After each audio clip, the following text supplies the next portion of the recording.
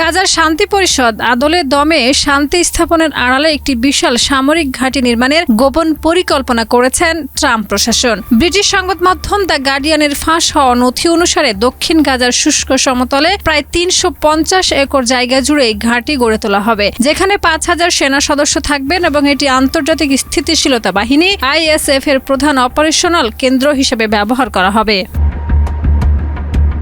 ঘাঁটিটি কাঁটাতারের বেড়া, ২৬টি সাজোয়া নজরদারি টাওয়ার, ছোট অস্ত্র প্রশিক্ষণ রেঞ্জ, আধুনিক বায়ু চলাচল সুবিধাযুক্ত বাংকার এবং বিশেষ সামরিক সরঞ্জামের গুদাম সহ পরিকল্পনা করা হয়েছে। ঠিকাদারদের নির্দেশ দেওয়া হয়েছে মাটি পরীক্ষা করে ফিলিস্তিনের স্বাধীনতাকামী সংগঠনের সুড়ঙ্গ শনাক্ত করা এবং ধ্বংসস্তূপের নিচে মৃতদেহ পাওয়া গেলে বিশেষ প্রোটোকল অনুসরণ করা।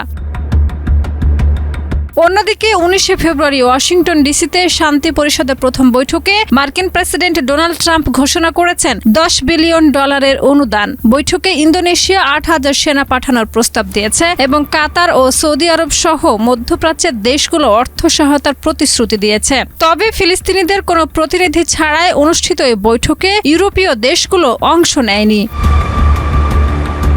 বিশ্লেষকরা বলছেন, শান্তি পরিষদ শুধু আইনি আবরণ, গাজায় যুক্তরাষ্ট্রের আধিপত্য কায়েম করার কৌশল। আন্তর্জাতিক আইন বিশেষজ্ঞরা এ ধরনের সামরিক স্থাপনা নির্মাণকে স্থানীয় অনুমতি ছাড়া দখলদারিত্ব হিসেবে অভিহিত করেছেন। ট্রাম্প প্রশাসন জানিয়েছেন, মার্কিন সেনারা সরাসরি মোতায়েন হবেন না, তবে ফাঁস হওয়া নথি নিয়ে তারা বিস্তারিত মন্তব্য থেকে বিরত রয়েছেন।